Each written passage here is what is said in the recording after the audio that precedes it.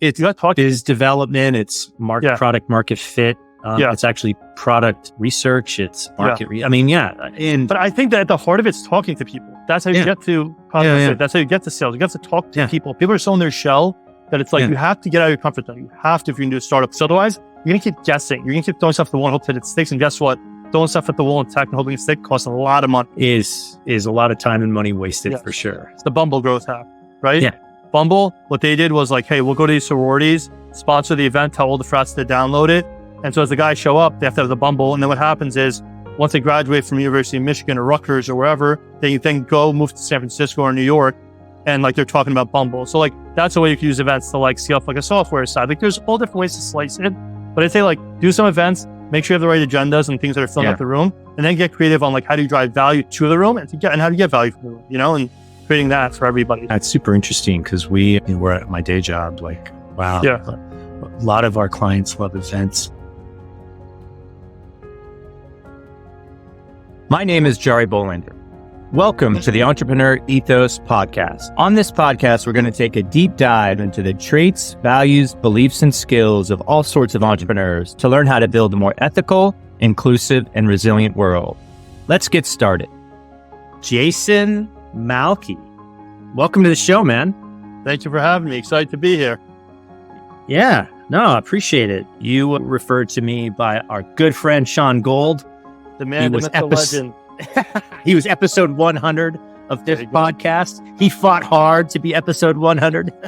The Sean move. Yeah. I'm like, because we're talking, he's like, well, what episode is this going to be? And I said, I don't know, maybe like 97, 98. He's like, Jar, I have to be 100. It's a reputation thing. I know. You are founder and CEO of Startup Boost and Superwarm.ai, which of course, can't wait to talk about all this AI shenanigans going on. And so it's always cool to kind of meet folks in the startup ecosystem. I'm a big fan. The show's called the Entrepreneur Ethos. So of course I love entrepreneurs. But before we dig into all that fun stuff, as I always like to say, my only question, since I'm lazy engineer type person, tell us how you got to do what you're doing today.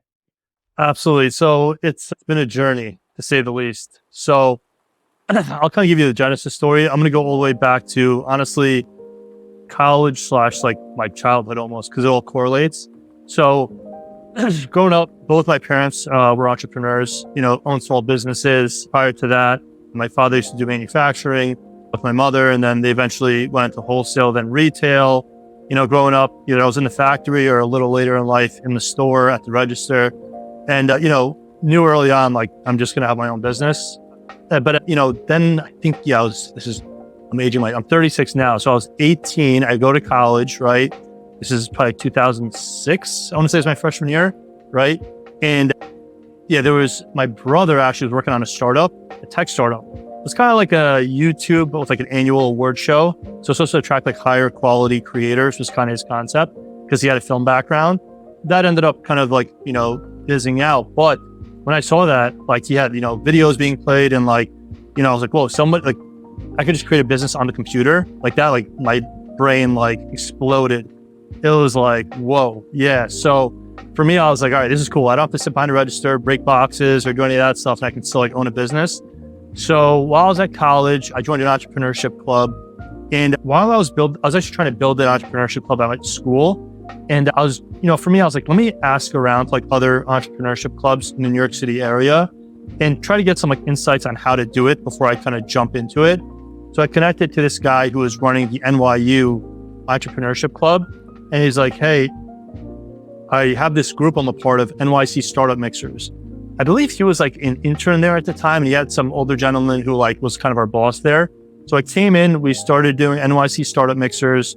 That was the name of it. And, my early thought was, I'm 18, 19, whatever the exact age was at the time.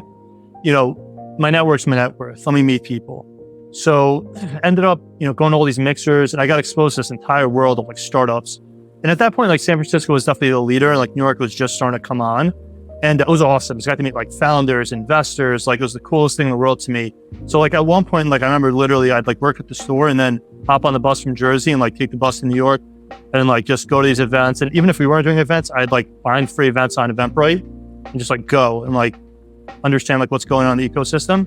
So that was kind of like the early start and how like I got into startups. And then what ended up happening was the gentleman who ran NYC Startup Mixers, he ended up moving, I think, to Florida.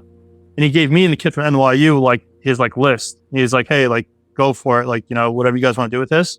And so we did it for a couple of years together. Maybe it was like a year or so. And we ended up joining a co-working space in Midtown Manhattan as like their events team. And it was actually interesting because like we were doing more one-off events at first. And then fast forward, you know, at the co-working space, we do like 5-6 events a week. And we got to do like tons of different varieties, like hackathons, meetups, you know, panels, pitch events. Like we literally did it all. So that was a cool experience. After a while, I was like, all right, kind of just want to do my own thing again. So I ended up leaving there and then starting my own group, which was Startup Boost. And so now Startup Boost has been around for over a decade. But the first couple of years, honestly, it was just like meetups. Like I didn't really have a great business plan. Like my business model was sponsorships, which honestly is not the best business model. It's a pain in the butt. Yeah, it's not worth the squeeze. And so over the years, though, what I found just meeting literally thousands of investors and founders was that in that 0 to 1 phase, you know, called pre-seed to Series A, all these founders have a uniform set of needs. They need a pitch deck, but they need lead generation. They need, you know, paid acquisition. They need to, you know, do some business development. So instead of outsourcing and chasing down sponsors for those solutions, I said, why not start consulting? So slowly but surely, I was doing it 1-to-1. And it got to a certain point where I essentially was like, hey, I need help because like we're making money and I need to like bring on more people. But I will say like on that journey to go full time on Startup Boost 100%, there were a few like stints where I like worked at a startup during the day and hustled, you know, Startup Boost at night just to make sure I could like, you know, keep the lights on and, you know, probably lived with my parents a little longer than I should have at some point. But, you know, it's necessary. You know what I mean? You got to do what you got to do. You got to hustle. And for me, it's, I worked at some startups and I'll be honest with you, it was one of those things where I'd stare at the clock and it's like, I could just I'd be like counting the seconds on the clock. It was just, it was different. 'Cause I had a taste of, you know, what's the thing? I had a taste of owning my own business. Yep. And it was the funniest thing, actually. I'll tell you a quick story on it. I remember I was sitting at the office. I was a sales development rep. Yeah, I was an SDR at the startup. They're a cool startup. They've gone on to raise like $100 million plus. They're rolling, but I was on the early sales team. And I'll be honest with you. I remember like I told them I was still doing Startup Boost on like the side. I remember I told myself because I'd been working there a couple months. I didn't love it. It was like a stressful thing for me. I remember it was the time around where I tore my ACL also. So like I was using the crutches, like going to work. Like it just sucked. I was coming from Jersey. It wasn't fun. So, or not, I was on crutches. Yeah, it sucked. But the point was like, I just had seen the difference between working for a business and owning one. And I got bit. I had like the bug and I was like, I got to figure this out. And it was so funny. I remember I met someone at one of my events. I said to myself, let's get a deck design project for like $1,000, $1,500. And I was like, if I sell this, I'm like, it is a sign. Like, I'm going back all in and like, I'll roll with the punches. Like I literally told myself that. I remember like the next day I got the email, guys like, hey, let's move forward. And I was like, all right, like I tested things and like, I got the answer I was looking for. And it's like, just take that leap of faith. You know what I mean? Oh yeah. Yeah, man. Never haven't looked back. I'm like, look, man, there's, especially early on when you create a business, there's, you know, peaks and valleys. So even as we started to like get momentum and like I started making some money, there's also the valley. So like I remember even times where I was like, damn man, should I just like this is like even like a couple years into it, right? When I was going full time, I was like, should I just go back to getting a job? Like, now I'm getting to like my mid 20s. I'm like, what am I doing here? Like, is it make sense or not? So, you know, there's a lot of that you need to like combat in your mind, to be quite honest, to get to a certain point to where you make that breakthrough. I always think of, you've probably seen the meme where like there's someone like digging, there's like two guys digging and like there's a wall of diamonds behind the dirt. They keep going. One guy walks away. I remember like always thinking that. I used to always think about that image. I'm like, they're right there. Just keep going. Yeah. Yeah. You never know if it's around the corner or not. Yeah. Oh yeah. And like fast forward to today, we're like an 8-person team. Like thankfully we do really well as an agency. Like, you know, I'm hiring people, like it's growing now like a sustainable business. I figured out, you know, focus on recurring because my problem was early on. I guess this is a tidbit for people. Try to get recurring revenue, even if you're an agency, right? I still do one-off revenue, to be clear. It's still a percentage of my business, but I focus a lot of my effort on getting retainers going because it creates reliability, which mitigates the issue I had early with the peaks and valleys to an extent. I'm not saying it's a silver bullet, but I know, okay, on the first of every month, it's like I'm collecting rent on a building. I know I'm going to get hit with a chunk of cash, covers my overhead, and hopefully I eat a little something on top, if not have a great month on top. So that was like a big shift for me that creates sustainability for me to go like full speed on the agency. And so today we do both. Like we do events. Like this week we're going to announce probably 2 or 3 events for the upcoming month or two. And we do like mixers, panels, pitch events, expos. And, again, first couple of years was just community building and agency. Community building and that type of thing. And then the back half of the decade, the last 5 years, we rolled out the agency. So like first 5 years, just events, community building, didn't really have a business model, constantly was in that space, and then realized I could do an agency. So for us, we, if I were to build it backwards, if I went agency first and tried doing events, I don't know if I'd be as into the events, but I did it for so long that like it's second nature for me. So it just continues to be like a funnel for us, because it's like, that's how we started, was events, community building. So it's like really part of our company's DNA. Yeah. So it's like, we just do both now. And it's like, it's almost simultaneous now. Like we know how to like grab the value from the events and trickle it into the agency. So, well, I think what's interesting, a lot of agencies, they're always trying to do what you did the other way. Like, how do I build community and events, and how do I get that lead gen? How do I get the thought leadership? And I have seen that the folks that start with something other than an agency and move to an agency because they're agency model, because they're pushed, like they see the opportunity, usually have a better like mix of how to get lead. Like the biggest problem with an agency is just lead gen. Like, how do you do lead gen to get people in the door? And it seems like you crack the nut. And that's a hard thing for startups too, right? For sure. You know what's funny about it? Like, for example, whenever I pitch any prospect on like our agency side, what I literally do is I let them talk about the business and I, ask qualifying questions, all that. But the way I start my side of it on any lead that comes in, whether it's a design project or a lead gen, doesn't matter. I start by, hey, do you mind if I share my screen, tell you more about Startup Boost and our Genesis story? And then I'll tell you about, X or Y. It was like, sounds good. I literally share the screen. I play 3 YouTube videos of our events where it's like hundreds of people at the event. And then it's like, they look at me, they're like, whoa, like, that's so cool. Like, you have this whole community. So like, I usually tell people, look, even if it doesn't work out on X service, like come out to our next event.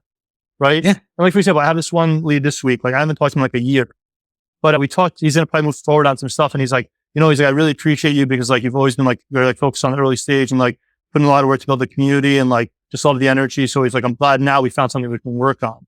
And like, for example, I'm going to send him my upcoming events to get touch base as we get into the contract. So like, it's interesting in that like, it's a reputation builder. Like if I had if I was an agency founder right now, if I really want to hack what I've done, you don't have to do the hundreds of events I've done to be quite honest. I'll give them like a hack here. It's like, even if you do like 2 events, we have like video content of it. And you play that and say, hey, like, here's like some events we've done and just like show you on the community, like being active and stuff. It just gets people's attention. It builds trust and rapport. And now it instantly makes you an authority because like you're that guy or gal who hosts that event with 200 or 800 people or even 100 people, whatever. And it's just like, oh, cool. Like that's a cool factor, I guess. So it really helps us in terms of like, I think in terms of rapport building, like we should not have those videos and not have that part of like the pitch. And people were kind of like still grasping, like, I should another agency. When we showed it to them, they're like, oh, cool. Maybe even if they're in like Florida, hey, next time I'm in the city, like I'll let you know. I talked to someone right now, a lady this morning, she is in, was it Cali? She's like, oh, I might be out in Boston next month. I'll like coordinate with you and see if I can pop into an event. It's like, okay, cool. Yeah. Yeah. Well, I think like you see a lot of SaaS companies, especially in the B2B space. One that comes to mind is Winter. I don't know if you've heard of Winter. I haven't heard of that. No. What do they do? They do message testing. They're a message testing platform. So they'll have literal people in your ICP look at your website and give you comments on, oh, I hate this. This is stupid. Like they're A+. I've had Pep on the pod. I follow, he's like one of the best guys when it comes to messaging and testing. Very thoughtful guy. And, they're a SaaS tool. You pay to do messaging testing, but they also do events. And there's actually one coming up in April. It's this huge marketing event there in Austin. But he's, what is he doing? Like he builds this community, builds the credibility. So if you ever need his service, it's there for you. He pushes what he does, but he doesn't push what he does because he's built this ecosystem around him where he's just got a huge amount of thought leadership and credibility. So if I ever need a message testing, like he's always top of mind. In fact, every time I talk about storytelling, every time I've quoted him in some of my books, because this shit just nails it. Like there's and so a lot of companies, startups, build their product, then they build their community. Yeah. And it's interesting that you've built your community and then started thinking about products. So how do you build thoughtful community? How do you start? Like everyone I always talk to is like, oh, I'd love to build a community. I mean, I'm in a bunch of them and some of them are okay. Some of them are great, but it sounds like you cracked a nut on that. Yeah. So one is it, right? Like for me now I have like almost like strategies that I know will like fill up the room. But I'll tell you, like early on, there's events where like it was like 10% attendance of like what I was expecting. So like first couple of years, there were some rooms that were like flat out embarrassing for me. I was like, oh my God, I can't believe someone paid to sponsor this thing. Like I'm like sweating and stuff. You know what I mean? So like I've been through all that. And like, I'll tell you like a couple things. One is like, if you're going to there's a couple different types of events. One is like a mixture, obviously, right? You know, I'd say if you're early on building a community, you should use all of the different like free promotional platforms. Like right now, we have like 30,000 on our newsletter. So I don't really put it out anywhere like Eventbrite or Meetup. I don't really need it. But early on, that's all I did. So like early on, I would like put it on Eventbrite, Meetup, all the stuff where people are searching can find it. Like locally in New York, I have like Gary's Guide. I don't know if that's in like other cities, but Gary's Guide is a pretty big one. Built In is another one for startups. And like every time we did an event, we blasted everywhere. Another thing we did was like, we do a lot of free mixers early on to get emails. So early on, like I'd host a mixer in New York, and if it like really picked up and like we got some good coverage on it, I get 1,000 emails. Not saying 1,000 to show up on a free event. It's usually like 20 to 30% attendance rate. But if I get 1,000 emails, now I can re-hit them on my newsletter all the time. So like that's the thing where like early on, we used to do a lot of not only that, but also cross promote with other communities early on. Like we don't do this anymore, but back then we did. So like I'd reach out to all the different meetups where like in like mixers and startups and like, hey, look, you guys promote our stuff, we'll promote yours to our newsletter. And like what would happen at one point was like our logo was like everywhere. Like all the other meetups in New York like had our logo on there. So we'd like at a certain point we were just bigger than a lot of them. So we'd be like, hey, look, we'll throw you in our newsletter, throw us in yours, and like put us as like a media partner on like your landing page. So like early on it was a lot of like the public stuff, and then also like the cross promotion. Those were some like our keys.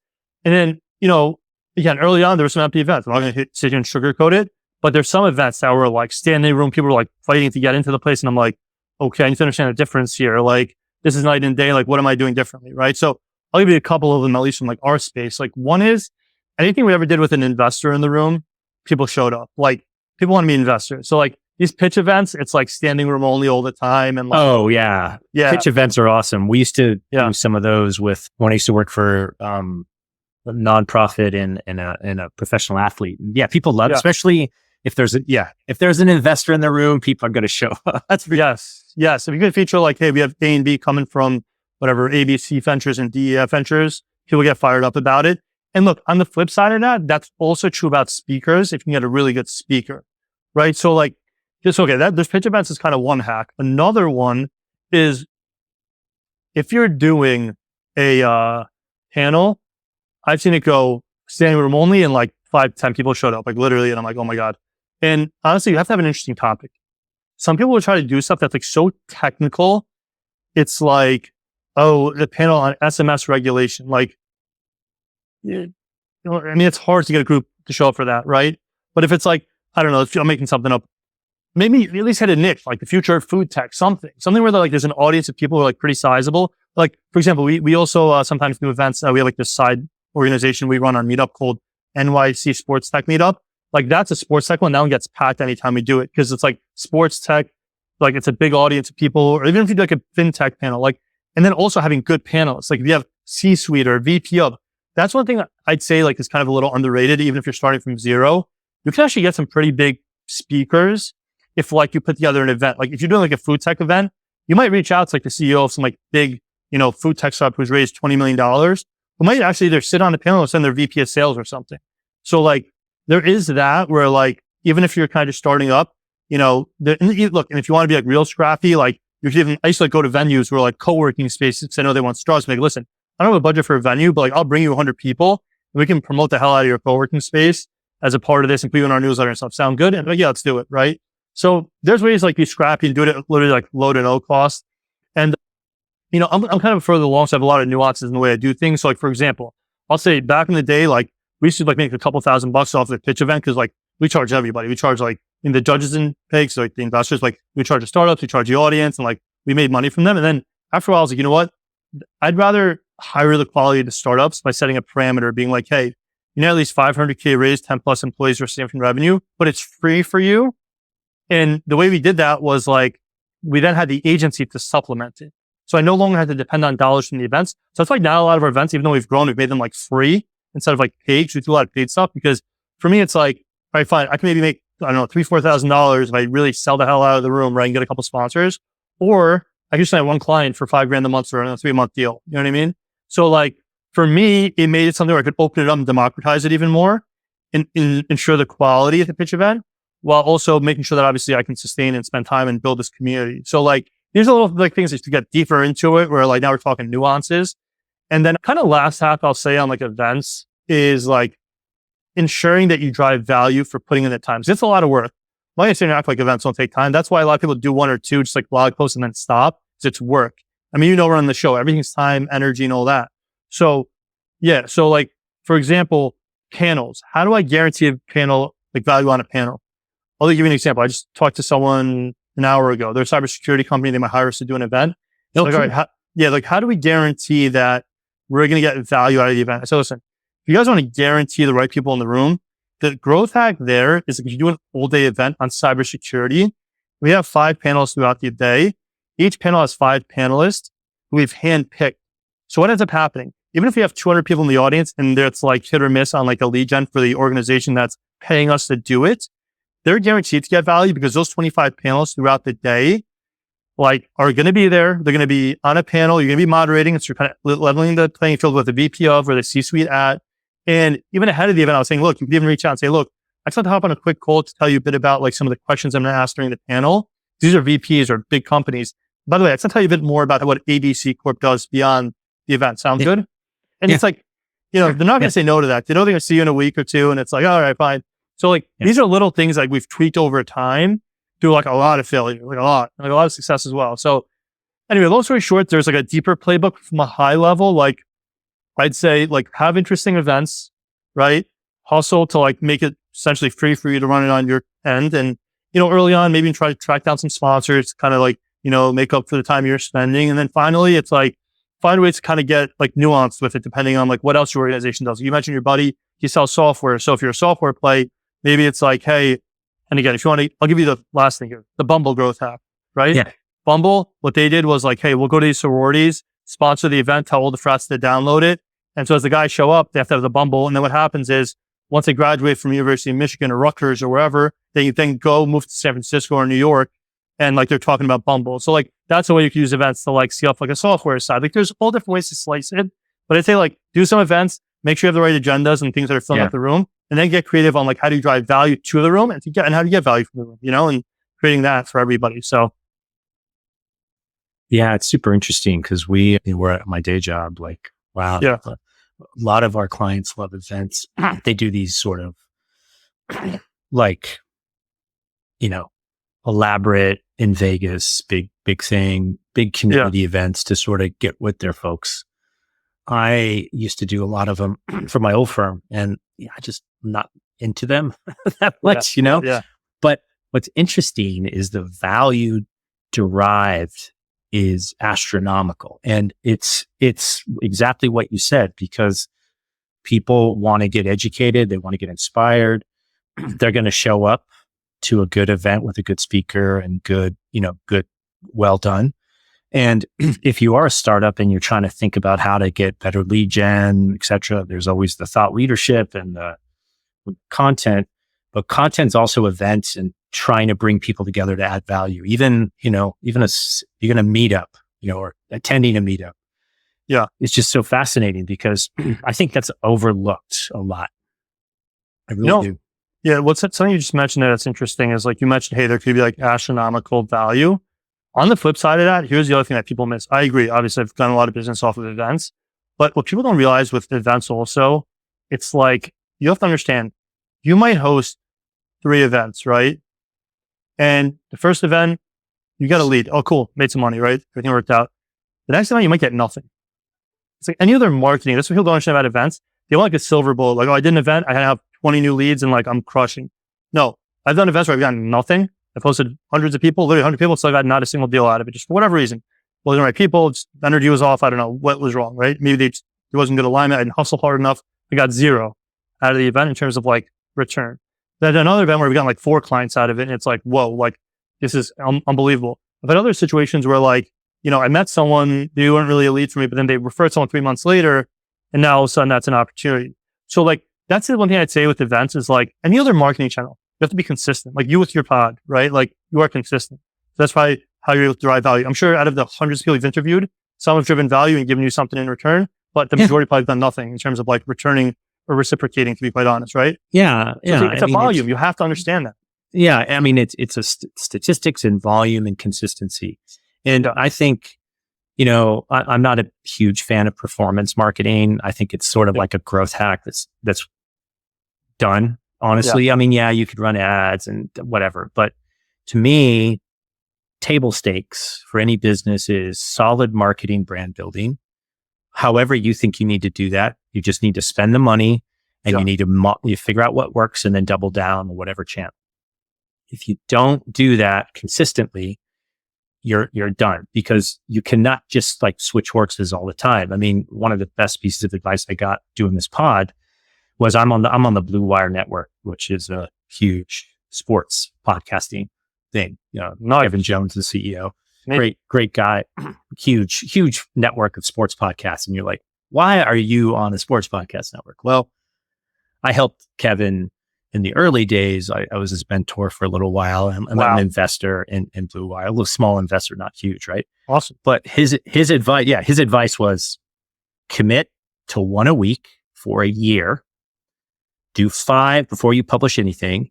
If you can't commit to once a week for a year without looking at numbers, without doing all that, then don't do it. And I'm like, but, and he's just like, are you in? Are you out? That was his only criteria. And he was right. I mean, they've built, I think they're at like 200 pods now. Like it's a huge, a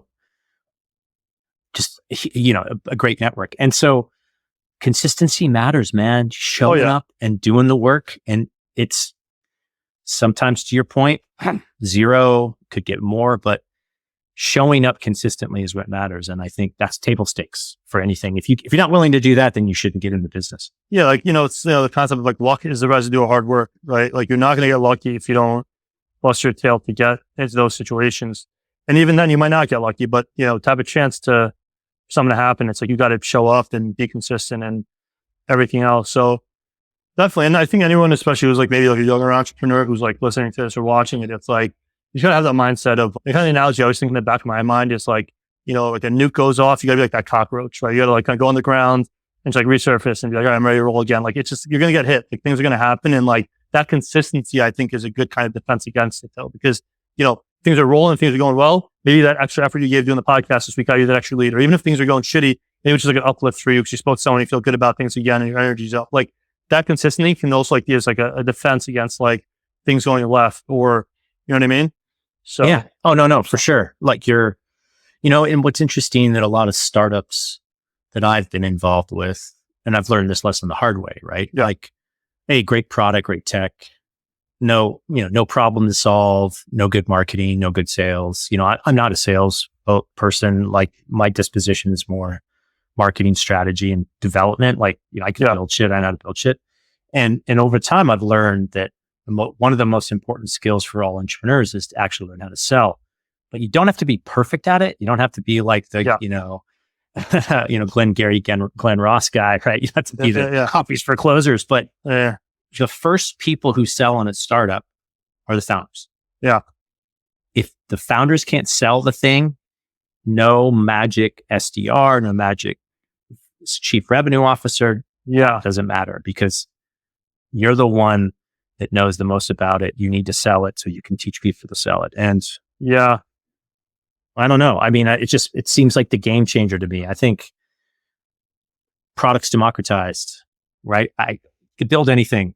Yeah. It's the best story wins on this stuff. And part of that best story winning is, how do I talk about it? How do I sell it? How do I get people to give a shit? And that actually goes back to kind of the macro here. It's like the consistency, right? Because what happens is, especially early on in any new product you're selling, you're going to be bad. You're going to be bad. Like whoever, you're going to be horrible in the first couple of calls. It is what it is. but like you need those experiences to one, build your confidence. That's one thing. And realize that like whatever you're scared about, there's nothing really to be scared about. You're just psyching yourself out. That's like one hurdle, right? Second, it's like understanding what's around the corner, because I'll tell you from experience, there's 5 or 10 objections to any sale. It's not 1,000.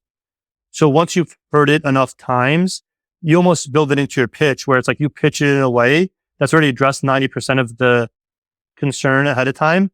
And like, it got to the point like where someone's like, you're like, hey, so with all that being said, any like specific questions you have? If it gets to the point where like you feel like you know all the objections, you put them out there already, most times they're like, no, it's pretty straightforward. Like, what's pricing look like? You know what I mean? But that takes time. Like, you're not going to be able to do it on the first call. You're just not. So that's a whole other thing. It's like with sales, it's like you have to be willing to put in the work and kind of like cut your teeth and like build out the nerves, because it's like anything else, you know, you work a muscle, it gets bigger. Like sales is the same deal, right? You on your first call, sales call versus your 1,000th, or you on your first podcast versus your 200th, it's like different beast. You know what I mean? It's night and day. Yeah, it's like writing's the same way. Like my first book, what a piece of junk. Mm. You know, now I'm on my. But you needed that one to understand like table stakes, right? Like, well, and I think one thing that we don't do great of in entrepreneurship and business is the idea of practice. Like if you're in sports, right? You know, I do jujitsu, right? So jujitsu, like our competition, like I get into a competition, like the fight is 5 minutes. Yeah. I've trained years for that 5 minutes. Yeah. You know, and champions are made when no one's looking. Yeah. Well, exactly. And like, just look at sport. I mean, I think the best analogies, sports analogies are the best for sales that I've ever seen, because sales is about that drive to win. It's a combat sport. But also the practice, like it's, you get a lot of at bats and you strike out a lot. Yeah. And you just got to be okay with that. And you got to be like, okay, you have to have the discipline to keep going. That is just amazing to me. I mean, I'm always impressed by good salespeople. Like, you know, it's funny, like even for me, like I'm now just the last like year or so been like creating more processes and delegating. Like even this week, like we're setting up our Asana where like my team's like helping me to like delegate better and all that. So I'm starting to get to that point in the business. But like even till today, like the last 2 days, today's Wednesday, yesterday and today, I've probably been on 20 calls, and like 70% are probably sales calls. And like I have SDRs do the first call and dive and prospect and ensure their quality. So I'm not on every call, but more of like the closing calls. So like I almost think I always feel like at a certain point, founders need to, like, I need to eventually move on something else beyond sales at some point. But I kind of like the idea of like, you know, you have like one of these like armies, right? And like there's the general could be like in the back of the like army, like in their office or whatever, kind of pushing around pawns, like who goes where. Maybe like that general, like in the front, like on your horse with like your sword, and you're like, well, let's go. You know what I mean? And I feel like at a certain point, you do have to bring on a CRO and all these things. Don't get me wrong. But I feel like people try to be that general, like in the office, kind of strategizing too early on a lot of startups. And it's because a lot of the reasons we talked about, we're making it sound simple to be able to kind of cut your teeth and, you know, get through the nerves. Like a lot of people don't get past that stage. That's just the reality of it. So you can get there. Because it's hard. Yeah, it's not easy. Well, and it's the discipline. I mean, just imagine you're a tech founder, right? Yeah. Your technical prowess is unmatched. You're like a genius. Like you went to whatever Ivy, whatever tech school. You could literally build anything. Like, doesn't even matter. You could bend space and time. Yeah. And then you're like, well, sell me it. And you like, you have no clue, because that is so outside your comfort zone. And more importantly, you're talking code. They can't relate to it. They don't know what's going on. You're going to fail so much, and you're not used to failure. That's not going to be good. I mean, that's the reason why sports analogies and sports in general, I think, are good for anyone to play, because sometimes it's your day. Sometimes it's not. Like this morning, you know, rolled a bunch of times, got caught in a choke, had to tap. Didn't want to tap, but I'm like, hey, look, either you succeed or you learn. You don't fail. But if you keep doing the wrong thing over and over, you keep getting choked out, then you're failing. So you're not taking the lesson. Like that's the key, right? Yeah. And I think for sales, though, again, like for founders, if I was to take what you've talked about and all your experience and really just like boil it down for me personally, it's if you're going to generate a community and you're going to build events, right? Like do it thoughtfully, start out really like you got to hustle, and it's the ultimate, and then also learning the sales process and having to close your own deals. Like literally learning that is the advice I wish I got 25 years. know, the other thing is also like, if you eventually want to scale a business, for you to be able to create like the program or the assets or the scripts or whatever else, you need to be the one, like right now, like I built a lot of our sales scripts and different things.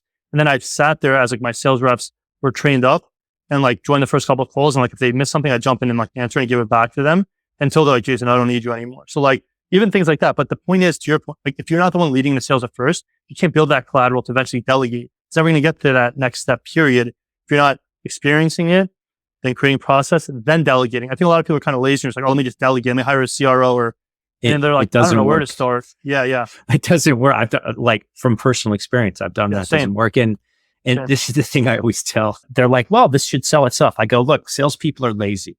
And they're like, what do you mean salespeople are lazy? And I said, look, their job's to close deals, not to like figure out your stupid shit. Yeah. They're lazy in the sense that tell me what to sell, not have me figure it out. It's so funny. Like, I had a call this morning. We have like a lady on our team, this lady Cam. She's super cool, super helpful. She does a lot of like, for example, if I need like our Asana, she's setting up our entire Asana. She's like doing a lot of operation stuff for us.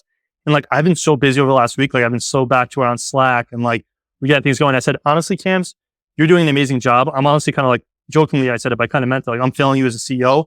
I need to get back to you. And like literally what we did today, we set a 1-hour meeting every day between now and the end of the next week. So I cannot like not get her what she needs to do her job. So like everything you're saying is absolutely accurate. And like, one last thing I'll say is like, now I should go into product a little bit and not to plug my own thing that I'm working on, but it only because it comes back to this conversation. So beyond Startup Boost, I'm also working my own like software startup. And like, even right now, I'm trying to figure out product market fit. So what have I done? Literally the last week, I spoke to like a dozen different users. I emailed them. I was like, hey, look, if you do this, like ask 15 minutes, I'll literally do a full interview with you on like our outlet. I will give you free credits for the platform. I found 15 minutes because like we're trying to figure out product market fit. It's almost like sales. Like I'm getting on there. I'm being like, hey, look, how's your experience? I have a Google Doc. I have notes, certain questions. Then it's like, and we have two potential trajectories on where we pursue product market fit. So I'm like, hey, here's two possible routes for the business for the product moving forward. Do you like A or B? And overwhelmingly, I got like the first version, which is what I want to do anyway. So it's like that validation. So like, even for example, I'm talking to my investors on Monday. My report team is like, listen, I talked to like a dozen people. They really want to go this route. This is like where like the best path forward is. And like, it's almost like, it's not sales, but I think to even make it even more like basic, not even just sales, it's you got to talk to people. You got to talk to business development. It's product market fit. It's actually product research. It's market. But I think that at the heart of it's talking to people. That's how you get to product fit. That's how you get to sales. You have to talk to people. People are so in their shell that it's like, you have to get out of your comfort zone. You have to, if you're going to do a startup. Because otherwise you're going to keep guessing. You're going to keep throwing stuff at the wall and hope that it sticks. And guess what? Throwing stuff at the wall and tech and hoping it sticks costs a lot of money. Is a lot of time and money wasted for sure. So Jason, man, appreciate your time. Absolutely. Probably talk for another 20 hours. Yeah. You really give it. This is just the intro, everybody. Intro show. Yeah, we'll do it. We'll do it again sometime. I always love having people back on. And absolutely. Victory. And love what you're doing. And again, thank you for the time and having me. And looking forward to continuing to engage with the community. Thank you. Yeah, appreciate that. Take care, man. You got it. Okay. Thanks for listening to the Entrepreneur Ethos podcast. I hope you enjoyed this episode as much as I did creating it. My hope is that you learned something that can make you a little bit better. If you enjoyed the podcast, please do share it with friends and review it on Apple Podcasts or Spotify. You can also join my email list by visiting theentrepreneurethos.com to get my thoughts on what I'm doing to get better, as well as what I'm working on. You can also pick up my book, The Entrepreneur Ethos, if you want to learn the traits, values, and beliefs that I think we need to build a more ethical, inclusive, and resilient entrepreneur and frankly, world community. Feel free to follow me on Twitter @TheDailyMBA and let me know if you have any questions or recommendations for a guest you'd like me to talk to. Also, drop me a note if you try anything we talked about on this or any other episode. I'd love to hear what's working for you. Until next time, keep getting better.